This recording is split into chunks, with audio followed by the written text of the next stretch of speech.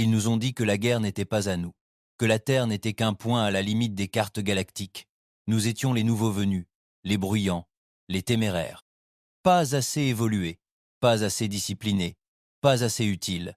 Mais lorsque les Ashkai ont ravagé les colonies extérieures comme une traînée de poudre, ils nous ont quand même appelés. Ils voulaient nos corps, notre courage, nos escadrons suicides. Nous leur avons donné nos fils, notre fer, notre feu. Et quand les Ashkai ont tourné leur regard vers la terre elle-même, ils ont disparu. Les conquérants unis ont tourné le dos dès l'entrée du premier cuirassé Ashkai dans notre système. Nous avons imploré des renforts. Rien n'est venu. Ils ont dit que c'était trop risqué. Ils ont dit que nous n'en valions pas la peine. Ils ont dit qu'ils regrettaient notre situation et qu'ils commémoreraient notre perte en temps voulu. Foutaise. J'ai regardé ces messages en boucle depuis le front. Les derniers vaisseaux venaient de quitter Mars, ramenant les blessés sur Terre, et le ciel était déjà en flammes. J'étais là quand le commandement s'est effondré, quand la moitié de la chaîne de commandement s'est suicidée ou a pris la fuite.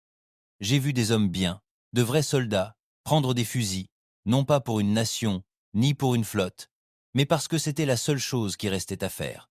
Je m'appelle Grady, capitaine du bataillon de défense de la Terre. Qu'en reste-t-il? On ne nous a rien donné. Ni flotte, ni soutien orbital, ni ravitaillement. Les vivres ont été épuisés en 2 semaines. Les munitions ont tenu 3 batailles. Après cela, nous avons arraché des armes aux morts, les nôtres et les leurs. Ils pensaient que nous allions nous replier. Ça, nous avons arraché des armes aux morts, les nôtres et les leurs. Ils pensaient que nous allions nous replier. Les Ashkai ne voulaient pas seulement du territoire. Ils voulaient l'extinction. Ils nous croyaient faibles sans nos alliés. Ils pensaient que la trahison nous écraserait. Et être, au début, ce fut le cas. J'ai vu mon escouade mourir un par un. Les Barnes se sont vidés de leur sang sur Europe. L'ICO a été déchiqueté par une faible gravité lorsque les Ashkai ont largué une bombe à pression. Je les ai enterrés moi-même. Il le fallait. Il ne restait plus personne. Mais quelque chose a changé après ça. Quelque chose de dur. Quelque chose de froid. Je le sentais dans ma poitrine et dans mes yeux, comme si chaque battement de mon cœur ne m'appartenait plus. Comme si je vivais pour le prochain coup, le prochain combat, la seconde suivante où je pourrais les faire saigner. C'est alors que les survivants ont commencé à se retrouver. À travers les décombres, à travers le silence, des ruines de Mars au cratère de la Terre, ils se sont relevés. Non pas parce que quelqu'un leur avait donné des ordres, mais parce que personne d'autre ne le ferait. Nous sommes devenus des fantômes, des ombres dans la fumée. Pas d'insignes, pas de médailles, juste des hommes armés de fusils, de dents et d'une haine plus profonde que l'enfer. Les Ashkai ont commencé à nous traiter de damnés. Ils croyaient combattre une espèce en voie de disparition. Au lieu de cela, ils ont découvert ce qui arrive lorsqu'une espèce, trahie par tous, choisit quand même de se battre. Nous ne voulions pas de médailles, nous voulions une revanche. Et peu importait que nous soyons les derniers survivants, car si toutes les races nous tournaient le dos, nous graverions nos noms dans les eaux de l'univers, seuls. Nous n'avions pas de centre de commandement. Bon sang, nous n'avions même pas de communication fonctionnelle la moitié du temps. Mais les nouvelles circulaient quand même, comme du sang dans des veines fissurées.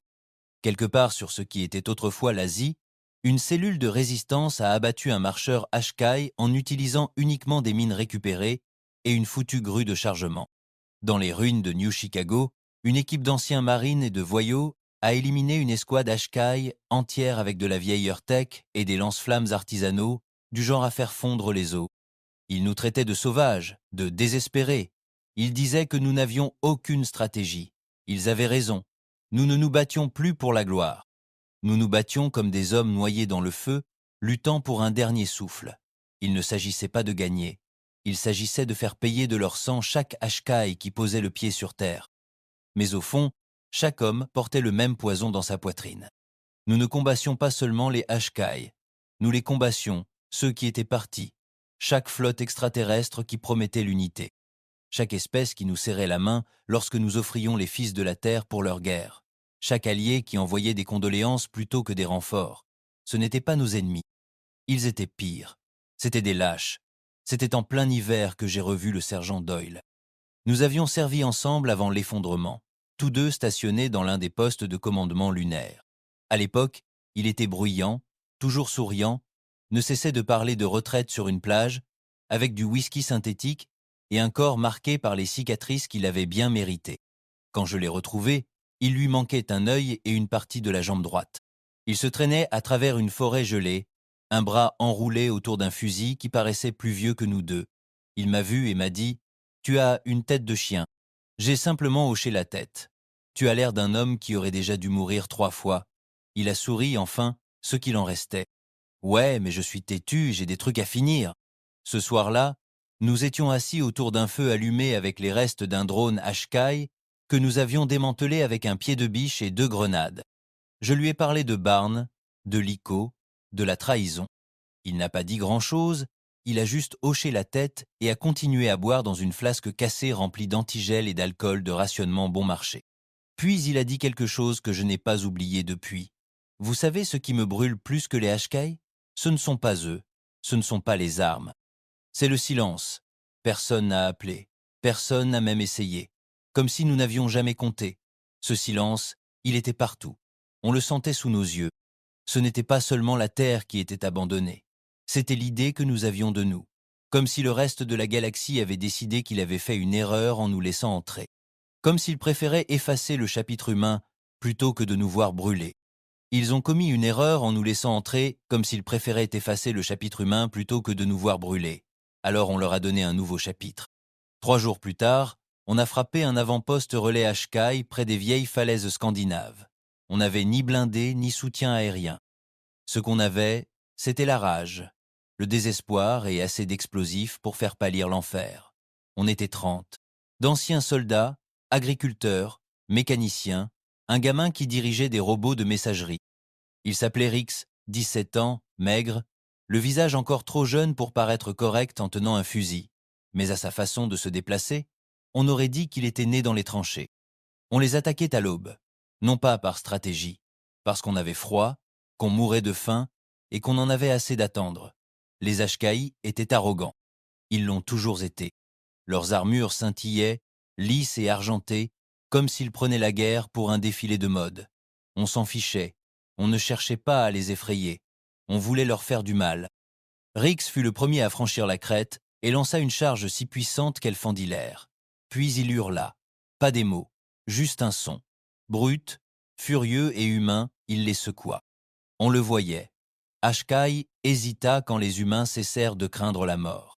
Ashkai hésita lorsque les humains cessèrent de craindre la mort. Je me souviens avoir vu leur officier, grand, blindé, mi-machine, brandir une carabine à plasma. Je lui ai tiré une balle dans la gorge. Nous nous déplacions comme des flammes dans cette station, grenades dans les conduits d'aération, lames dans les articulations fragiles, fusil de chasse au corps à corps. Doyle prit 3 balles, mais alluma quand même le noyau d'énergie avec une charge artisanale faite de noyaux de drones fondus et de clous. L'explosion rasa la station. 12 d'entre nous s'en allèrent. Rix non. Ils l'attrapèrent avec une lance à choc et le brûlèrent de l'intérieur. Son corps tressauta comme une marionnette avant de toucher le sol, les yeux ouverts, de la fumée s'échappant de sa bouche. Je restai longtemps au-dessus de lui. Puis je pris la lance à choc, encore collante de sang, et m'en servis pour étriper l'Ashkai qui l'avait tué. Pas vite. Nous avons enterré Rix sous la neige noircie. Pas de drapeau, pas de salut, juste une plaque d'identité fissurée et une douille à ses pieds. C'était tout ce qui nous restait. Les Ashkai ont commencé à changer de tactique après cela. Ils ont commencé à diffuser des messages, des promesses. « Rendez-vous », disaient-ils, et nous serions hébergés. Déposer les armes, et nos survivants seraient réintégrés. Doyle a ri si fort qu'il s'est étouffé. Ils croient vraiment que nous voulons vivre sous leur domination? Nous avons commencé à capturer des fragments de communication extraterrestre, des bribes de conversation, des avertissements, de la peur. Ils sont instables. Ils combattent sans chaîne d'approvisionnement. Ils n'accordent aucune importance à la survie. Ils ne se rendent pas. Franchement, nous ne nous sommes pas rendus. Nous ne luttions plus pour la paix. La paix était morte. La seule chose qui nous maintenait en vie était l'idée de faire ressentir à chaque race qui nous quittait le poids de ce qu'elle avait abandonné. Des semaines plus tard, nous avons attaqué un cargo extraterrestre écrasé. Ni Ashkai, ni humain. Clyron. Ce sont eux qui nous ont invités à bord du Concorde, qui ont souri à nos diplomates et nous ont appelés frères d'ambition. Maintenant, ils fouillaient les abords de nos villes en ruine à la recherche de ferraille, fouillant dans les eaux du monde qu'ils avaient contribué à abandonner. De la ferraille. Fouillant dans les eaux du monde qu'ils avaient contribué à abandonner. Nous les avons encerclés en silence. Au début, ils n'ont même pas levé les armes, pensant que nous étions une milice locale. Puis ils virent notre regard. Le chef, grand, la peau jaune, drapé d'or sur la poitrine, tenta de parler. « Nous regrettons.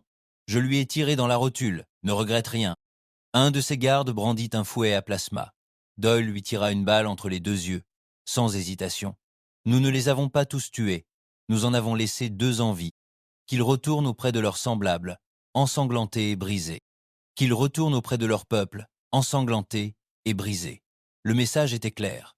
Vous nous avez laissés mourir. Nous ne l'avons pas fait. Maintenant, nous n'oublions pas. Nous ne pardonnons pas. Cette nuit-là, j'ai contemplé les étoiles.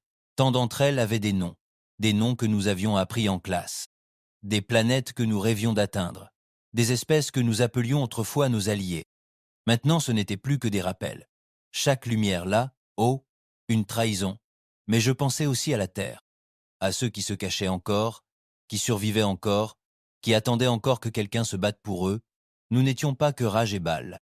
Au fond de tout ce sang et de ces cendres, nous étions encore humains. Nous nous souvenions encore de ce qu'était notre foyer. Et nous n'allions pas nous laisser prendre, même si cela impliquait de mourir debout, même si cela impliquait de nous battre avec des pierres, des couteaux et à main nue. Même si nous devions le faire seuls, nous avancions comme des ombres dans ce qui était autrefois des villes. Des tours squelettiques de béton et de barres d'armature griffaient le ciel. Des carcasses rouillées de trains d'acier s'étendaient sur des rails fissurés, et la seule lumière provenait de feux qui refusaient de s'éteindre. Nous appelions ces endroits des zones fantômes. Les Ashkai les appelaient des terrains impropres. Ils ne prenaient plus la peine de les patrouiller. Trop imprévisibles, trop contaminés, trop humains. C'est ce qui les rendait parfaits. Nous les utilisions comme couverture, comme armes. Des quartiers entiers piégés avec des technologies de pacotille et des mines artisanales. Nous attirions les patrouilles, puis les enterrions sous des immeubles en ruine et mettions le feu aux rues. Ils ne savaient pas se battre comme ça. Pas de formation, pas de règles, pas de retraite. Juste du feu, de la rage, et des hommes qui avaient déjà tout perdu. Doyle disait que nous étions devenus les monstres sous leur lit. Ni soldats, ni rebelles, juste des fantômes rancuniers. Il avait raison. À présent, nous ne faisions plus que survivre. Nous nous organisions. Tout a commencé modestement, avec des messagers, des routes de récupération, des feux de signalisation. Puis cela a grandi, des réseaux entiers de résistants surgissant dans les zones mortes de la Terre. Ils s'appelaient les restes. Pas d'uniforme, pas de grade, juste un serment commun, pas de pardon, pas de reddition, pas de silence. Nous coordonnions nos frappes grâce à un code transmis sur du papier brûlé. Les radios étaient trop risquées. Les Ashkai interceptaient tout.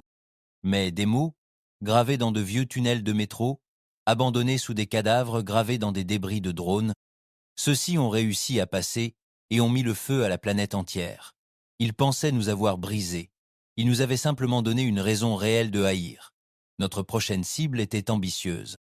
Une flèche de commandement, pas seulement une base de patrouille ou un nid de drones. Il s'agissait d'un véritable relais de communication Ashkai, ancré dans la terre comme une lame. Il dominait la forêt noire, ses flèches bourdonnant de puissance et d'arrogance. Il l'utilisait pour coordonner les mouvements de la flotte, traquer les survivants et diffuser les demandes de reddition à travers les continents en ruine. Nous avons décidé d'en faire un bûcher funéraire. Nous avions 48 chasseurs. C'était plus que ce que j'avais vu au même endroit depuis des mois. Des vétérans, des charognards, et même un ancien ingénieur qui concevait des plateformes orbitales, maintenant couverts de brûlures, à moitié fou, mais brillant. Il s'appelait Kepler, et il avait un plan. La flèche n'est pas blindée comme on le croit, dit-il, penché sur un bloc de données fondu et griffonnant des plans. Ils ne s'attendent pas à des assauts de surface aussi profonds. Elle a des coutures de pression, fragiles. On fend la base, et tout s'effondre comme un poumon humide. Je ne lui ai pas demandé où il avait trouvé l'info. Peu importe. On le croyait parce qu'on voulait que ce soit vrai, parce qu'on avait besoin d'une victoire. Pas pour la guerre, mais pour nous-mêmes. Quelque chose pour nous rappeler que nous ne mourrions pas seulement plus forts chaque jour. Nous avons frappé à minuit. L'approche était chaotique. Ils avaient des drones en sentinelle tournant par 3, des détecteurs de mouvement, des scanners à impulsion. Nous avons perdu 6 hommes rien qu'en franchissant le périmètre, pris dans un piège à fusées éclairantes qui illuminait les arbres comme du napalm. Pas de cris, juste de la fumée et l'odeur de viande brûlée. On ne s'est pas arrêté. Impossible. À l'intérieur du périmètre, on s'est séparés. Doyle a mené une équipe par la tranchée Est. J'ai pris la tranchée Ouest avec Kepler et un gamin nommé Madsen. Il ne parlait pas beaucoup. Il n'avait pas dit un mot depuis que sa femme et son fils avaient été vaporisés lors de la première frappe orbitale sur Helsinki. Mais sa façon de se déplacer, calme et efficace, en disait long. Nous avons percé une vieille canalisation d'évacuation, rampant à quatre pattes dans la boue et l'eau glacée. Nous sommes arrivés juste sous la base de la flèche. Kepler a travaillé vite, a câblé un groupe de piles à combustible récupéré, des charges creuses, et ce qu'il appelait son NAS. Je lui ai demandé ce que c'était. Il a appelé son NAS. J'ai demandé ce que c'était. Tu as déjà démonté un noyau de fusion à main nue? Non, il a souri comme un fou. Moi si. La tour entière s'est mise à bourdonner plus fort, comme si elle sentait ce que nous allions faire. Nous avons donné le signal. Une balise flash lancée dans le ciel. Un feu bleu a crépité au-dessus des arbres. Puis l'enfer s'est déchaîné. L'équipe de Doyle a ouvert le feu avec des mortiers, volés à un ravitaillement de Concorde qu'ils avaient détourné des semaines auparavant. Des explosions ont secoué le mur extérieur. Des alarmes ont retenti. Des Hashkai ont jailli de leurs flèches en formation parfaite et polie. Nous les avons déchiquetés. Ni propres, ni glorieux, juste bruts et désordonnés. De la poussière dans la bouche, de la cendre dans les poumons. J'en ai tué un avec un morceau de tuyau dentelé. J'ai regardé Madsen prendre une balle de plasma dans l'épaule et continuer à tirer. Kepler restait en arrière, murmurant à son appareil comme s'il était un amant. Je l'ai vu connecter le dernier nœud, les mains tremblantes d'adrénaline et de folie. Puis il m'a regardé. Tu ferais mieux de courir. Je n'ai pas demandé deux fois. Nous avons reculé sous les tirs. Deux autres hommes sont morts en couvrant notre fuite. L'un d'eux, je ne connaissais même pas son nom. Je me souvenais juste de la façon dont il avait crié quand le plasma Hashkai l'avait touché, comme un homme qui savait que la mort était son seul repos. Nous avons franchi la crête juste à temps pour voir le ciel se détacher. La tour ne s'est pas effondrée. Elle a implosé. Un éclair de lumière bleu-blanc a aspiré la structure comme une étoile mourante, puis s'est propagé vers l'extérieur avec un bruit qui a brisé les arbres et les tympans. L'onde de choc nous a frappés comme un marteau. J'ai heurté le sol, les oreilles bourdonnantes, les yeux brûlants. Quand je me suis relevé, la flèche avait disparu. La flèche avait disparu. Il ne restait que du feu, des décombres et des cendres. Nous n'avons pas applaudi. Personne n'a souri. Nous l'avons juste regardé brûler. Cette frappe a tout changé. La réponse des Hashkai a été brutale. Ils ont décuplé leur patrouille, déployé des scanners orbitaux et incendié des régions entières juste pour nous priver de cachette.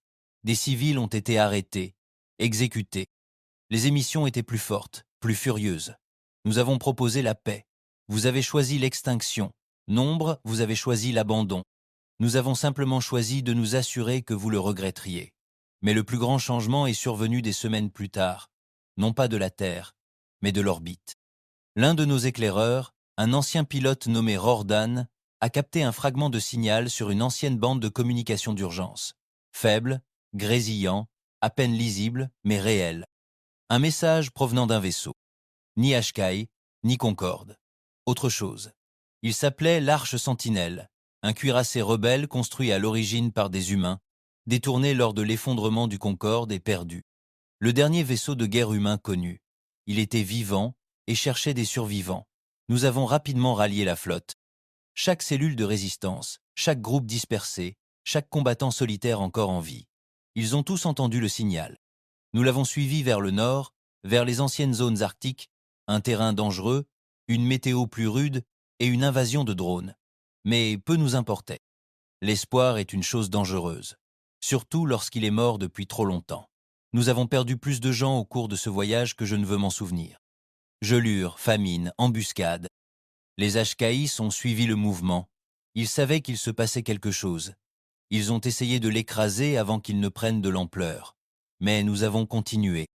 Et quand nous avons vu ce vaisseau, à moitié enseveli sous la glace, couvert de cicatrices, dégoulinant de radiation, quelque chose en chacun de nous a changé.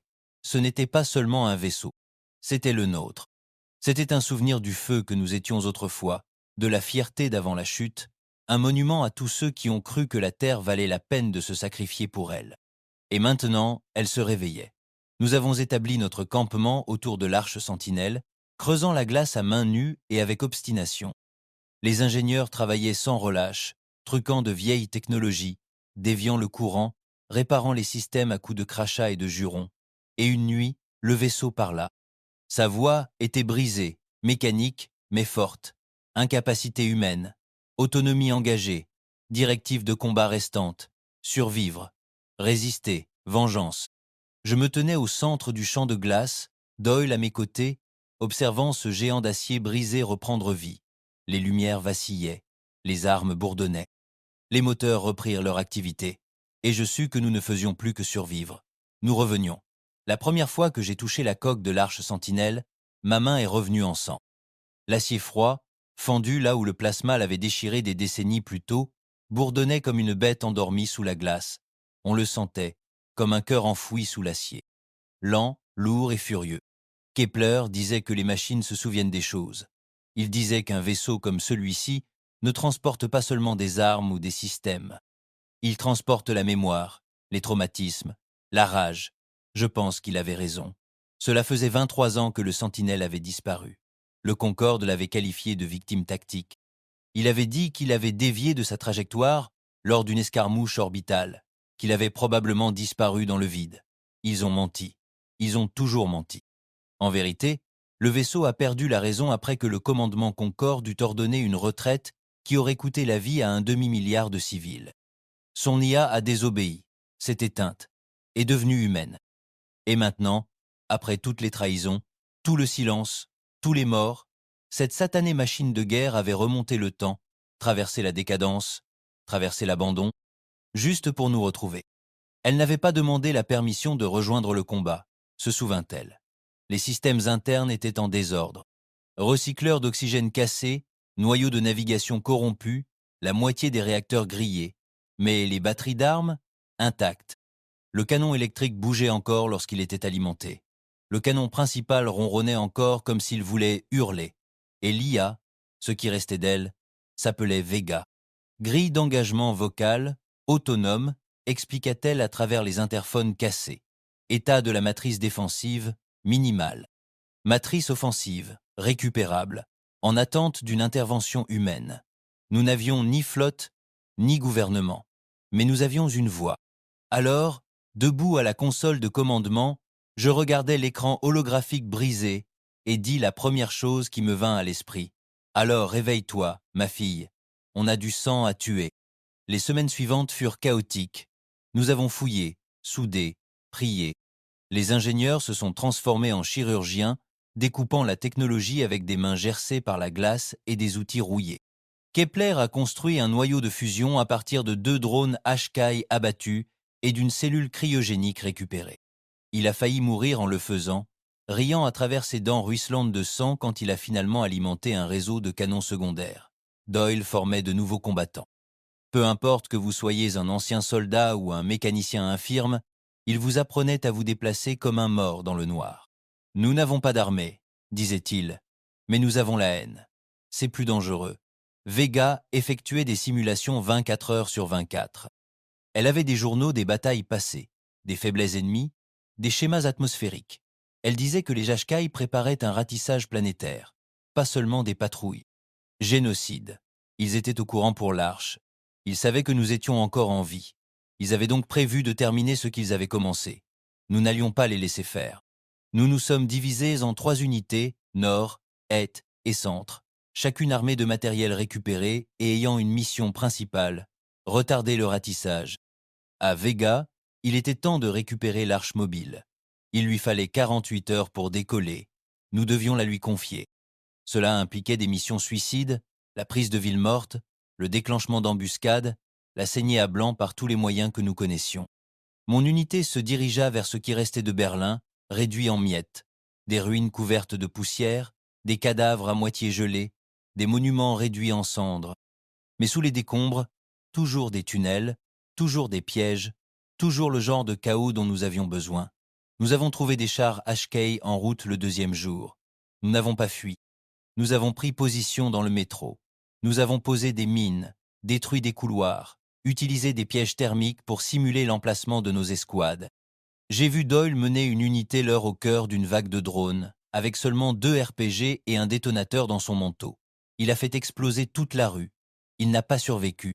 Je revois encore le feu en fermant les yeux. Nous avons perdu des gens formidables là, bas, certains que je connaissais depuis le début, d'autres dont j'ai à peine eu le temps d'apprendre le nom.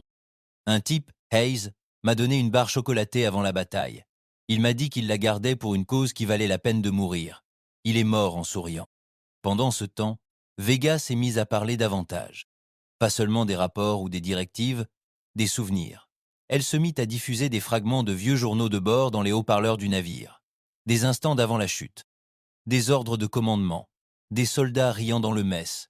Une voix d'enfant. La fille de quelqu'un parlant de son chien à la maison. Au début, j'ai cru à un bug. Mais j'ai ensuite compris que Vega n'était pas qu'une machine. Elle était en deuil. Elle avait été seule toutes ces années, non seulement brisée, mais en deuil des humains qui l'avaient construite, aimée, et qui étaient morts pour elle. Et maintenant, soudain, nous étions de retour dans ces murs, respirant, saignant, luttant, et elle n'allait pas nous laisser retomber. À 37 heures, le balayage atteignit les champs de glace. L'arche était toujours ensevelie sous 50 mètres de croûte gelée. Les Hkai apportaient des drones excavateurs, des déplaceurs sismiques et un soutien orbital. Nous les avons aperçus au loin, de grandes formes de guerre élancées, scrutant la neige avec une précision arrogante. Nous étions 50 fois moins nombreux. Peu importe. Nous avons incendié les champs, équipé la glace de capsules de carburant, de pièges en verre et détourné les évents du cœur de l'échappement auxiliaire de l'arche. Dès qu'ils ont fait surface, nous avons embrasé tout le champ comme une flamme funèbre. Hkai a hurlé. Il hurle quand il brûle. On aurait dit du métal qui déchire des os. Je suis resté près de la brèche, tirant jusqu'à ce que mon fusil fonde dans mes mains. Puis j'en ai pris un autre. Nous ne les avons pas retenus, pas complètement, mais nous les avons tenus assez longtemps. Heure 48, la glace s'est fissurée, puis s'est brisée. L'arc s'éleva tel un démon de l'enfer. Moteur rougeoyant, canon vrombissant, blindage encore marqué mais vibrant d'une vie nouvelle. La voix de Vega résonna dans tous les haut-parleurs, tous les moyens de communication, tous les émetteurs. L'humanité n'est pas morte. Je ne suis pas seul. Une séquence de tirs se déclencha. Puis le ciel s'embrasa. Des canons électriques déchirèrent les marcheurs ennemis. Des canons orbitaux semèrent la destruction. La flotte Hkai en orbite basse se précipita. Trop lentement, trop tard. Une lance à plasma tirée du canon dorsal de l'arche transperça leur croiseur comme un couteau dans un os. Ils s'enfuirent, lâches. Des extraterrestres qui se moquaient autrefois de notre résilience et qui maintenant fuyaient comme des enfants dans l'obscurité. Nous n'avons pas applaudi. Nous n'avons pas chanté. Nous avons juste regardé. Et nous nous sommes souvenus. Plus tard dans la nuit, dans le compartiment moteur, j'ai trouvé Kepler en pleurs. Pas fort, pas brisé. Juste des larmes silencieuses sur son visage couvert de suie. Elle est réelle, dit-il. Je pensais qu'on mourrait oublié, mais elle est revenue nous chercher. Elle a attendu. Je n'ai rien dit, parce que je savais qu'il ne parlait pas seulement de l'arche. Il parlait de l'humanité, des parties d'elle que nous avions enfouies. La fierté, le feu, le but. Nous n'étions plus des fantômes. Nous étions de retour. Mais ce n'était pas fini. Pas du tout. Les Hkai se retirèrent, mais ils ne voulaient pas rester là. Et les vaincus, toujours silencieux, observant, espérant que nous disparaîtrions, espérant que leur erreur ne reviendrait pas en rugissant dans les étoiles. Dommage. Nous avions un vaisseau de guerre maintenant, et une mission, nous allions mener le combat hors de la Terre, de retour sur les orbitales, dans les colonies, sur chaque monde qui nous avait tourné le dos. Et nous allions leur rappeler qui nous sommes, ce que nous sommes. Ni des survivants, ni des victimes, des humains. Et nous combattons seuls. S'il le faut, l'arche Sentinelle a quitté son orbite 3 jours après la disparition du dernier vaisseau éclaireur Hkai des radars. Nous étions sur la plateforme d'observation, tandis que la Terre rétrécissait sous nos pieds. Un corps bleu balafré, enveloppé de nuages de cendres et d'anneaux de cratères. La plupart des gens auraient pleuré. Cette planète avait vu des siècles de vie, d'amour et d'histoire. Mais personne ne pleurait sur ce pont, car la Terre n'était plus notre foyer. C'était l'endroit où la galaxie nous avait abandonnés à la mort. Et maintenant, nous la quittions, non pas pour fuir, mais pour la justice. Vega traçait notre route avec une efficacité redoutable. Pas de diplomatie, pas d'annonce, pas de demande. Elle énuméra notre première destination comme une liste de cibles à tuer lues à voix haute. Cible 1, Concorde Bastion Theta. Epsilon Dravax, en orbite. Ancienne colonie de recherche humano-extraterrestre. Terre abandonnée après la chute. REP rapportait fournir des informations de localisation aux Ashkai. Ce n'était pas une base militaire. C'était une plaque tournante commerciale blindée, construite sur nos propres eaux. On l'appelait autrefois la Station Espoir. Maintenant, ce serait un message. L'arche ne pouvait pas se camoufler, pas complètement, mais peu importait. La peur se camoufle mieux que n'importe quelle technologie furtive. Dès notre entrée dans le système, des satellites longue portée nous ont alertés. Le trafic de communication a grimpé en flèche. Le réseau électrique a surchargé. Nous avons tout observé depuis la passerelle. L'ennemi savait que nous arrivions. Bien, qu'il s'en donne à cœur joie. Vega redirigea tous les nœuds d'énergie disponibles vers la propulsion. Sa voix était différente, moins fracturée, plus concentrée. Elle s'était reconstruite à notre image, marquée, implacable, et avait fini de demander la permission. « Lancez une brèche orbitale, dit-elle. Tactica, je recommande l'annihilation complète. Kepler rit. Les filles avaient du sang dans les veines. Doyle l'aurait adoré. Nous n'avons pas débarqué en force. Pas au début. Cela aurait été trop facile, trop clément. Nous avons déclenché une panne de courant. Les communications orbitales ont été brouillées. Des drains d'énergie ont traversé leur réseau de défense. Les vaisseaux automatisés sont devenus froids, les portes verrouillées, les panneaux de gravité inversés sur 2 stations de frais, et nous avons vu leur oxygène s'engouffrer dans le vide à 30 km de distance. Puis Vega s'est connecté à leur flux interne et a diffusé un message unique aux 4 coins du bastion. Nous sommes restés silencieux quand tu es parti. Maintenant, tu vas écouter. J'ai enregistré le reste moi-même. Pas de scénario, pas de politique. Juste une voix humaine, brûlée et déchiquetée. Tu as quitté la Terre. Tu nous as vus brûler. Tu as appelé ça de la stratégie. On appelle ça une trahison. Et on n'oublie pas. J'ai fixé cette caméra comme si je les regardais tous dans les yeux. Vous avez donné nos coordonnées au Ashkai. Vous les avez laissés traquer nos familles. Vous avez profité de notre extinction. Vous avez envoyé des lettres de condoléances au lieu de navires. Nous ne sommes pas là pour négocier. Nous sommes là pour vous rendre l'appareil. Puis j'ai coupé le flux. 5 minutes plus tard, leurs systèmes de défense se sont activés. Trop tard. Les canons électriques de l'arche ont ouvert le feu. Des rafales de précision, ni aveugles, ni aveugles. Chaque tir était un scalpel. Nous avons détruit leurs noyaux énergétiques, leurs rayons virgule longue portée, leurs passerelles de commandement. Nous n'avons pas tué tout le monde, juste ceux qui avaient donné l'ordre de fuir la Terre. Les autres, on leur a laissé le choix, évacuer ou brûler. La plupart ont fui, mais quelques-uns ont tenté de se battre. Une flotte de 6 vaisseaux, de conception humaine, modèle Concorde. Élégants, beaux, propres, des lâches en armure chromée. Ils ont décollé comme s'ils pensaient encore posséder l'espace. Vega a suivi leur formation. Attention, la flotte ennemie manque de courage. J'ai souri. Tuer le corps, laisser le cœur pourrir. Kepler occupait lui-même le poste de tir. Il avait modifié les anciens protocoles de ciblage automatique et les avait rendus plus créatifs. Un obus ricocha sur des débris et s'enfonça dans la coque d'un navire avant d'exploser. Un autre se fendit en plein vol, se transformant en éclair. 2 des navires avaient disparu avant même d'avoir pu nous verrouiller. Un troisième a tenté de kamikaze le dessous de l'arc. Il n'a même pas pu s'approcher. Nous l'avons allumé si fort que l'explosion a ressemblé à un second soleil. Les 3 derniers se sont éloignés en boitant. Nous les avons laissés faire. La peur se propage mieux parmi les survivants. Nous sommes montés à bord de la station 20 heures plus tard. Pas un coup de feu. Elle était déjà vide. Mais ils avaient laissé des traces. Pas seulement du matériel. Des archives.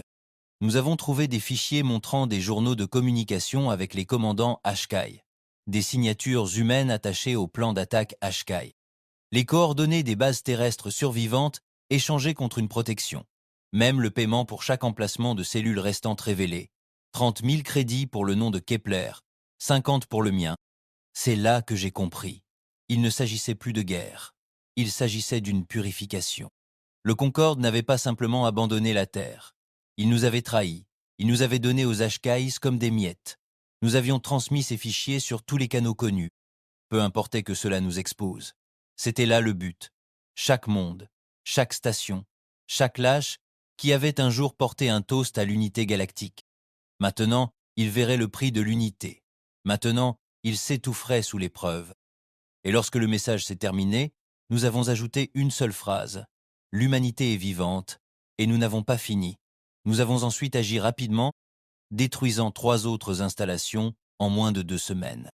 Des dépôts de ravitaillement, des postes d'écoute, des plateformes de commerce noir où d'anciens alliés échangeaient des artefacts terrestres comme des trophées. Un arrêt brûlé particulièrement fort. Un bar en orbite basse autour de Bratus 9, rempli d'étrangers portant des plaques d'identité humaine en guise de bijoux. L'un d'eux portait le nom de Barn. Un autre avait une mèche de cheveux marquée « Souvenir de la chute ». Nous n'avons pas parlé. Nous avons massacré. Il n'en restait qu'un seul en vie. Un commerçant des Srelt, une race qui autrefois louait notre férocité en alliance. Il pleurait, suppliait, se pissait dessus quand Kepler lui portait une lame sous la gorge. « Tu portais nos morts comme un ornement, dis-je. » Il tremblait, le visage pâle. « On nous avait dit que tu étais éteint. Je me suis penché vers lui. Maintenant tu connais la vérité. Alors je l'ai laissé partir. » Qu'il porte la vérité, car la seule chose plus tranchante que nos armes maintenant était la réputation, et elle se propageait comme un incendie, mais le feu ne brûle pas éternellement.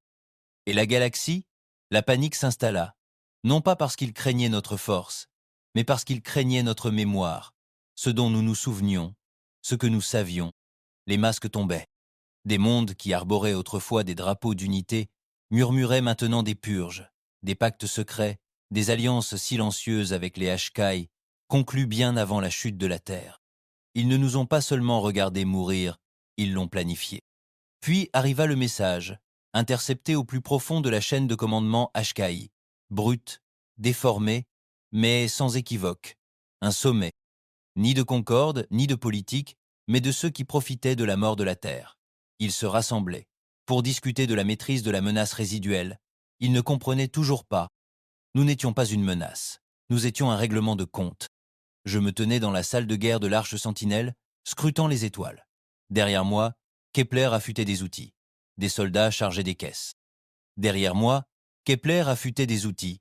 Des soldats chargeaient des caisses, des combattants s'équipaient. La prochaine étape ne serait pas des raids. Ce serait la guerre, non pas pour la survie, ni même pour la vengeance, mais pour la vérité. Nous allions déchirer les entrailles de chaque monde resté silencieux et leur rappeler ce qu'ils avaient tenté d'enterrer. Ils l'appelèrent le sommet Cardal, du nom de la lune neutre où la rencontre aurait lieu. Un ancien terrain de paix utilisé à l'apogée de la Concorde, aujourd'hui un simple mensonge doré construit sur des tombes. Cardal ne figurait sur aucune carte actuelle. C'est ainsi qu'ils l'aimaient, hors réseau, pas de voix civile, pas de médias, seuls des délégués puissants, des flottes secrètes, et suffisamment d'argent du sang en coulisses pour financer la guerre d'une petite planète. Nous n'étions pas censés le savoir. Mais les morts parlent. Surtout quand on en laisse un ou deux en vie assez longtemps. Et Vega, elle écoutait depuis bien avant la naissance de la plupart de ces lâches. Géa, elle écoutait depuis bien avant la naissance de la plupart de ces lâches. L'objectif du sommet était simple. Unifier ce qui restait des espèces alignées sur Concorde sous un objectif discret. Éradiquer les survivants. Pas officiellement, bien sûr, ils l'ont enveloppé de protocoles, d'inquiétudes et de termes vagues comme confinement, réponse aux menaces et neutralisation préventive. Mais nous savions ce que cela signifiait. Ils n'avaient pas peur des armes humaines. Ils étaient terrifiés par la mémoire humaine.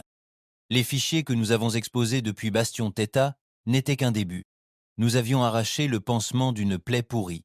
Chaque planète restait silencieuse. Chaque accord signé avec le sang d'Ashkai. Chaque général ayant échangé des coordonnées terrestres contre un passage sûr. Tout était sur le point de sortir. Et la véritable mission du sommet, l'effacer, discrètement. Avant que trop de gens ne le découvrent, il comptait nous briser à Cardal. Finaliser la stratégie, engager des flottes de mercenaires, autoriser des frappes secrètes. Nous allions réduire ce plan en cendres avant même qu'il ne soit écrit. Y parvenir ne fut pas chose facile. La Lune était entourée de réseaux de défense occultés, de champs de balayage et de mines à impulsion conçus pour détruire tout ce qui ne portait pas la signature du code Concorde. Nous ne sommes donc pas arrivés dans un seul vaisseau. Nous sommes arrivés en morceaux. 2 semaines plus tôt, nous avions capturé et éventré le vaisseau d'un diplomate Elvari de haut rang. Une élimination nette.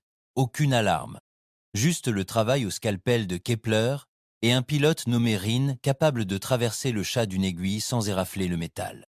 Nous avions repeint le vaisseau, effacé la signature, réécrit les transpondeurs avec de vieilles clés Concorde auxquelles Vega avait encore accès avant la trahison, et lorsque nous nous sommes approchés, l'IA de la porte n'a même pas cligné des yeux.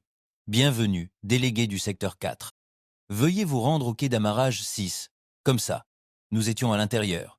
J'y suis entré en tant qu'ambassadeur du refuge Terran. Un faux titre, mais un mensonge suffisamment vrai pour que personne ne le remette en question. L'humanité était censée être éteinte ou fragmentée, alors entendre un nouveau nom comme refuge Terran a suscité l'intérêt, mais pas l'inquiétude. Ces salauds malins pensaient que j'étais juste un survivant errant d'une colonie cherchant à leur embrasser les bottes pour leur sécurité. Qu'ils le croient. Dans la salle du sommet, tout était impeccable. Ciel artificiel, sols en marbre à gravité équilibrée, gardes en armure doublée d'or. Des espèces de 20 systèmes différents, autrefois alliés, aujourd'hui lâches, étaient assises en demi-cercle, sirotant des boissons onéreuses, tout en débattant de la meilleure façon d'éviter que la crise des vestiges ne devienne une affaire publique. Ils parlaient comme des avocats, froids, détachés, comme si la terre venait de sombrer dans l'obscurité un jour. Pas de cris, pas de sang, pas de trahison, juste une erreur administrative. Mon escorte, une femme nommée Nira, murmura à côté de moi. Ils ne s'attendent pas à ce que tu parles, juste à ce que tu observes et rapportes. J'ai souri. Oh, je vais parler. Et rapporter. J'ai souri. Oh, je vais parler. Lorsque le modérateur central, un ravisseur au corps trapu avec 6 yeux clignotants et la voix d'un tuyau d'évacuation rouillé, ouvrit la salle, je me levai. Certains se retournèrent. Quelques rires étouffés. Délégué du refuge Terran, dit le modérateur, dissimulant à peine son ricanement. Nous ignorions que vous étiez encore capable de participer à ce niveau. J'ai hoché la tête. C'est drôle.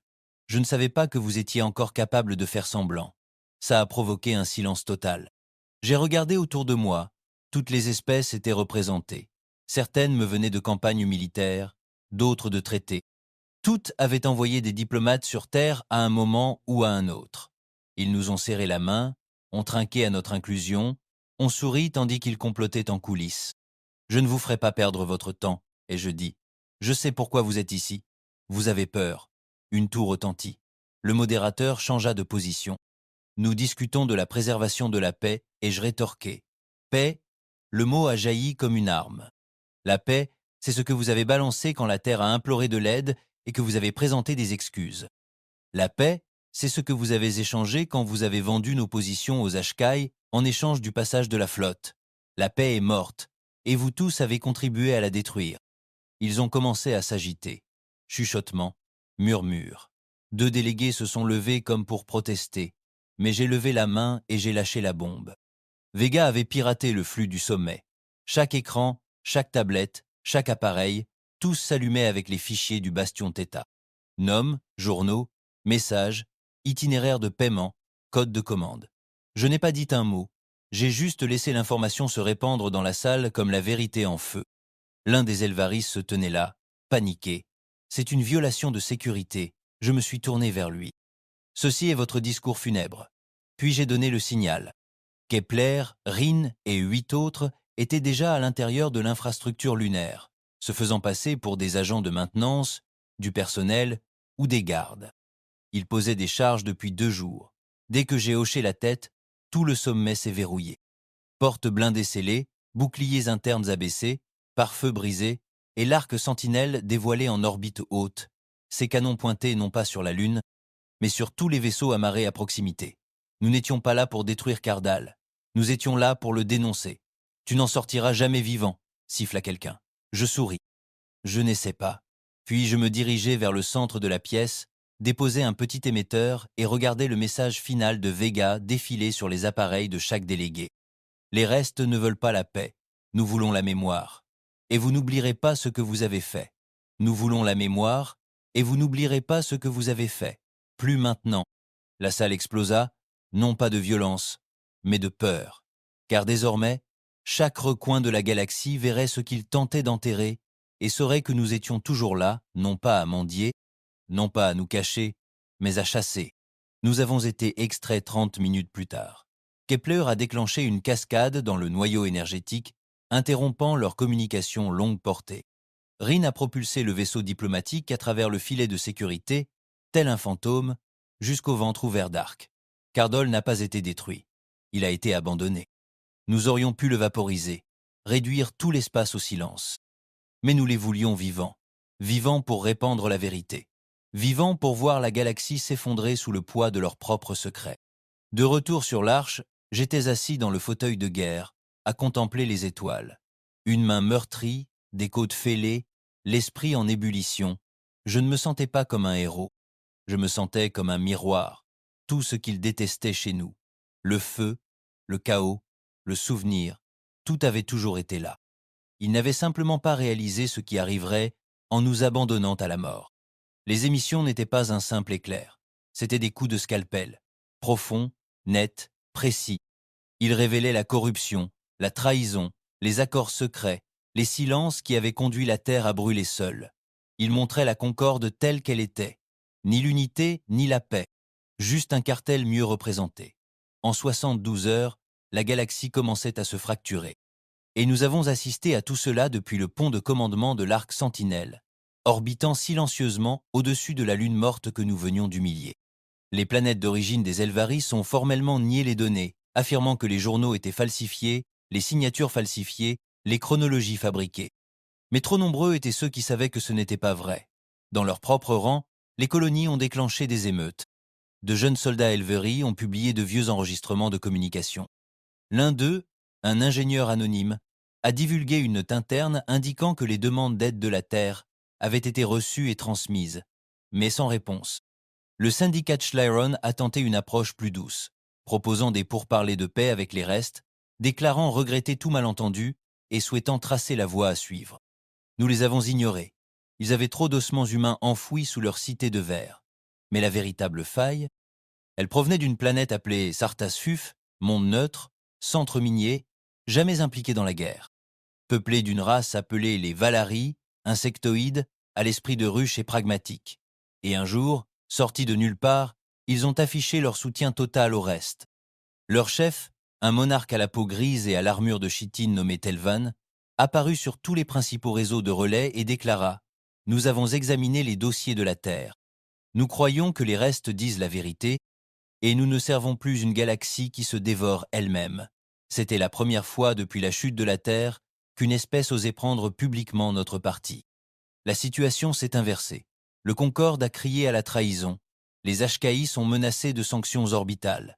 Mais les Valari s'en fichaient. Ils ont activé leur réseau de défense planétaire et fermé leurs frontières. Et ils n'étaient pas les seuls.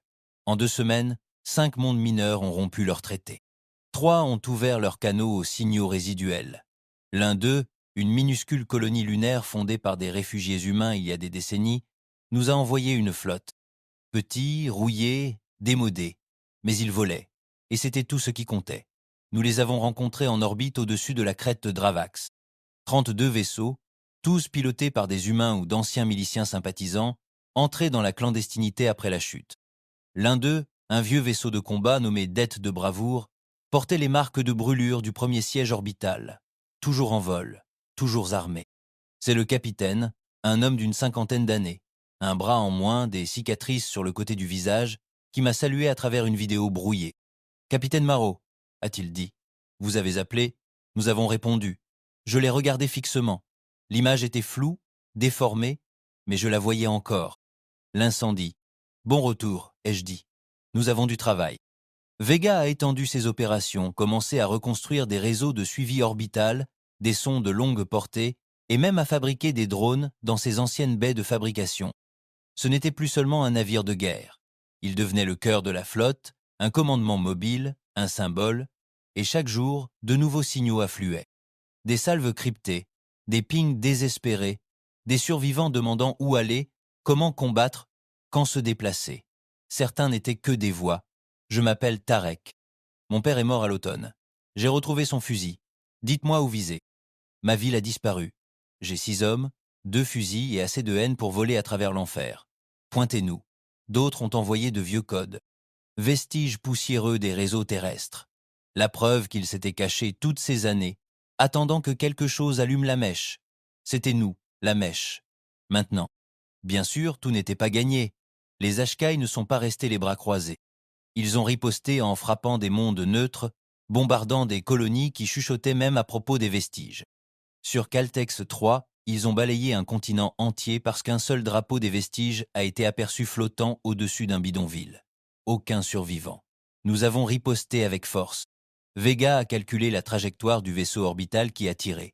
Nous l'avons localisé jusqu'à une frégate de commandement Ashkai survolant le cratère Zan. Nous n'avons pas envoyé de flotte. Nous avons envoyé un message. Larguer une ogive singularité sur leur coque depuis un croiseur Concorde volé. Imploser leur vaisseau en 6 secondes.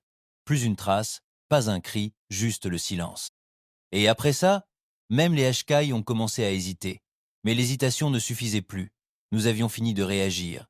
Il était temps de déclencher quelque chose de plus grand. Kepler, désormais directeur des systèmes par intérim, m'a présenté un plan. Son visage était plus maigre, plus creusé, mais ses yeux brûlaient comme un feu de forge. « On est aux archives de Concorde », a-t-il dit. J'ai froncé les sourcils. Le corps ? Il a hoché la tête. Le vieux coffre lunaire. C'est là qu'il conserve les journaux scellés, tous les dossiers classifiés, toutes les affaires douteuses. Si nous pénétrons dans la galaxie et la diffusons, nous exposerons tout. Exactement. Ce n'était pas une simple frappe, c'était le coup fatal. Le problème, c'est que les archives étaient enfouies dans une lune verrouillée en orbite autour de Concorde Prime, entièrement blindée, avec des drones de défense automatisés et un système appelé Unity Core, un pare-feu IA conçu par les plus grands esprits de Concorde pour tenir Vega à distance. Aucun vaisseau n'avait jamais franchi le premier anneau. Mais nous n'étions pas un vaisseau, nous étions les survivants, et nous avions pénétré dans des endroits bien pires. Le plan était suicidaire, mais aussi génial. Vega déclencherait une fausse transmission Ashkai, faisant croire qu'il préparait une attaque furtive sur la capitale conquise. Dès que leur flotte se repositionnerait, nous glisserions une micro-frégate dans l'angle mort des boucliers. Une équipe de 5 personnes, sans renfort. Moi, Kepler, Mero et 2 ingénieurs. À l'intérieur, nous accéderions au cœur d'Unity. Nous désactiverions les pare-feux, transférerions les fichiers dans le réseau de relais de Vega. Elle diffuserait vers tous les systèmes majeurs. Tout exposerait. Risque total, taux de réussite 24%. Mais ce n'était plus une question de pourcentage. C'était une question de vérité. Nous avons lancé l'opération sous de faux indicatifs. Le faux drapeau d'Ashkai a fonctionné. Les vaisseaux Concorde se sont précipités comme des fourmis chassées d'un nid. Des secteurs entiers furent plongés dans le noir pendant des heures, le temps que les flottes se repositionnent.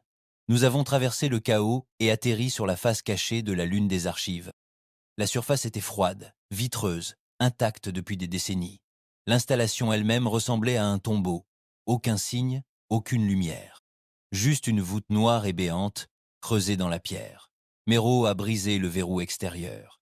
Kepler a installé une dérivation d'oxygène afin que nous ne déclenchions pas de scans internes. Nous sommes entrés armés, mais discrètement. Pas de fusillade, pas de drame. Juste des chasseurs de vérité en territoire ennemi. À l'intérieur, c'était pire que prévu. Nous, salle après salle des archives. Pas numérique, mais physique. Sur papier, tactile. Ils savaient que les pare-feux pouvaient tomber en panne. Alors ils ont rendu le passé réel. Nous avons trouvé des dossiers remontant à 40 ans. Des documents montrant que la Terre a toujours été considérée comme une menace variable. Des transcriptions de réunions où des dirigeants extraterrestres discutaient du contrôle de la reproduction humaine par des quotas de guerre. Des rapports d'analyse technique prouvant que l'invasion des Ashkaïs était connue 2 ans avant la première frappe.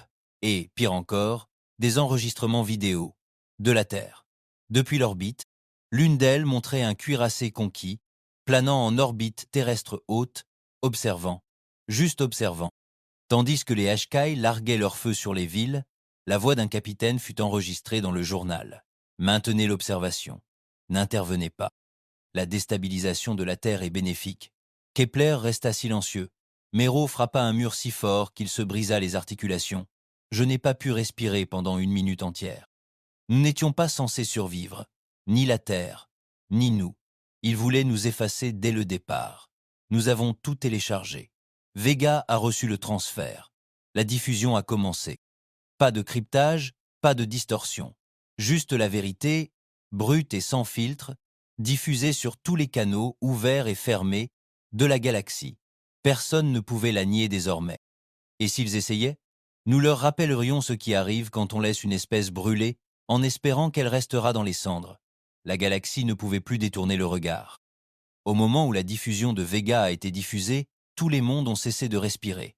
Chaque système, chaque espèce, chaque diplomate confortable sirotant du vin au-dessus des cendres de la Terre. Tous se retrouvèrent soudain, à nu sous le poids de l'histoire qu'ils avaient enfouie. La vérité ne tomba pas comme par magie. Elle explosa. Des émeutes éclatèrent sur toute la planète. Des commandants militaires refusèrent d'obéir aux ordres.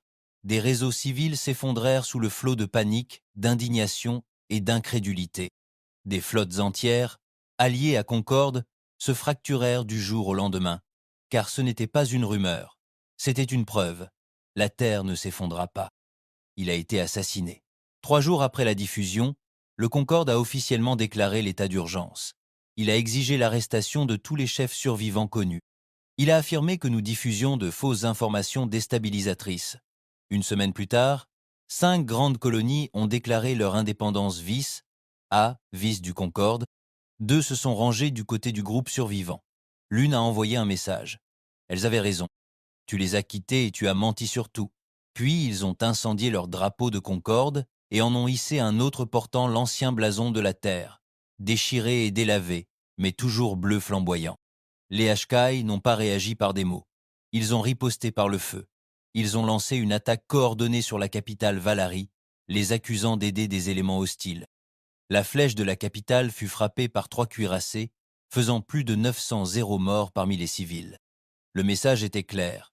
Ne soutenez pas les humains et ne brûlez pas comme eux, mais la galaxie avait déjà changé. Cette peur qui régnait autrefois sur les Ashkaïs, elle ne fonctionnait plus, car chacun avait vu à quoi ressemblait la Terre lorsqu'elle était laissée pour morte, et il voyait ce qu'elle devenait lorsqu'elle refusait de rester au sol. Sur le pont de l'arc Sentinelle, j'observais la masse de la flotte ennemie près du secteur 8A, une flotte de l'Alliance Concorde-Ashkai au complet, dernier recours d'un régime déchu tentant de reprendre le contrôle. Des centaines de vaisseaux. L'ultime tentative pour écraser les survivants avant que la galaxie ne bascule complètement. Ils l'appelèrent Opération Silence. Vega l'appelait par son nom. Une marche funèbre. Pas la nôtre, la leur. Nous avons tenu notre conseil de guerre dans la chambre avant de l'arche. Moi, Kepler, Méro, Rhin, 2 nouveaux officiers Valérie qui avaient engagé la totalité du réseau de défense orbitale de leur ruche à notre cause, et une douzaine de délégués à distance de colonies dissidentes répartis dans 5 systèmes. Ce n'était plus un mouvement hétéroclite. C'était un champ de bataille, et nous nous préparions à l'assaut final. Je les ai tous regardés, meurtris, brisés, brûlés, et j'ai vu une chose, la conviction, pas l'orgueil, pas le pouvoir, mais la conviction dure et laide, qui ne peut naître que dans le feu. Je ne suis pas ici pour demander qui est prêt, ai-je dit. Je suis ici pour vous dire que la ligne est tracée. C'est le combat, non pas pour la survie, ni pour la vengeance, mais pour la mémoire, pour chaque voix qu'ils ont tenté de faire taire. Kepler se tenait à mes côtés, la main sur le relais de commande. Finissons-en là où tout a commencé. Notre flotte, l'Arche, la dette de la bravoure, des dizaines de vaisseaux de guerre modifiés, des croiseurs Volari, des frégates humaines rebelles, se déplaçaient dans l'espace de glissement tel un marteau tombé du ciel. Nous sommes arrivés dans le secteur 8A 2 heures avant que leur flotte ne soit complètement rassemblée. Ils s'attendaient à ce que nous attendions, à ce que nous hésissions. Nous n'avons pas fait. Nous avons frappé les premiers. Vega a ouvert le feu avec un barrage ionique complet, neutralisé leur ligne de bouclier avant et paralysé 5 destroyers Concorde avant même qu'ils ne tirent. Des essaims de drones Valari ont déchiré les formations Ashkai avec une précision chirurgicale. Et puis les canons électriques de l'Arche ont tiré. 2 fois. Décision. Et puis les canons électriques de l'Arche ont tiré. 2 fois. Chaque tir a fendu les croiseurs ennemis comme des brindilles sous la botte d'un géant. Leur formation s'est effondrée en 20 minutes, mais ils étaient encore nombreux. Alors nous sommes montés à bord. J'ai mené l'équipe d'assaut sur un cuirassé vaincu, l'ancien SS Tranquility, le même vaisseau qui planait au-dessus de la Terre avant sa mort. Nous avons percé sa coque, combattu de pièce en pièce. J'ai perdu 2 hommes avant même d'atteindre le pont de commandement. L'un a reçu une balle dans la gorge. L'autre a été aspiré dans le vide lorsque l'Ashkai a fait exploser un mur de couloir. Mais nous ne nous sommes pas arrêtés. Impossible. Pas sous les yeux des fantômes. Sur le pont, je retrouvais le commandant vaincu. Vieux, pâle, uniforme impeccable, dos droit, prétendant encore que la dignité avait un sens. « Vous arrivez trop tard, dit-il. Cette galaxie est commandée. Vous n'êtes que du bruit. » Je m'approchai de lui et lui montrai le vieil enregistrement, celui où sa voix ordonnait le confinement de la Terre. Il tressaillit, puis je levai mon arme de poing et lui tirai une balle entre les 2 yeux. Plus de bruit, dis-je. Juste la vérité. La bataille dura 6 heures.